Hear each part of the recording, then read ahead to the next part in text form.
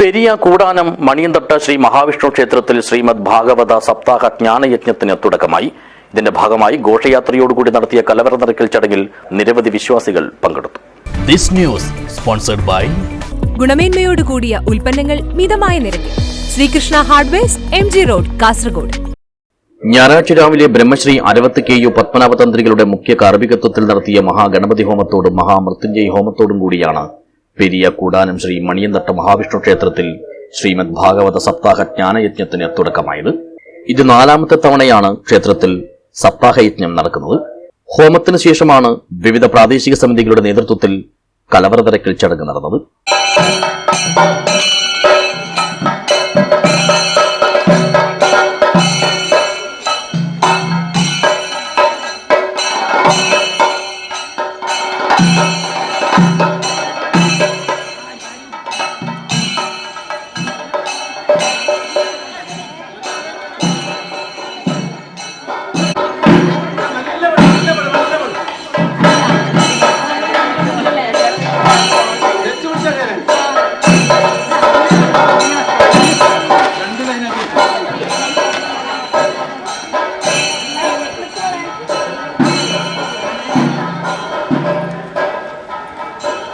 കൂടാനം മണിയന്തട്ട പ്രാദേശിക സമിതി, വില്ലാരമ്പതി മാരാങ്കാവ് പ്രാദേശിക സമിതി, വടക്കേക്കര പ്രാദേശിക സമിതി, പുളിക്കൽ പ്രാദേശിക സമിതി, നെടുവോട്ടുപാറ പ്രാദേശിക സമിതി എന്നിവയുടെ നേതൃത്വത്തിൽ മുത്തുക്കുടകളുടെയും വാദ്യമേളങ്ങളുടെയും അകമ്പടിയിലാണ് അന്നദാനത്തിലേക്കുള്ള ധാന്യങ്ങളും ഫലങ്ങളും പച്ചക്കറികളും എല്ലാം ക്ഷേത്രത്തിലെത്തിച്ചത്.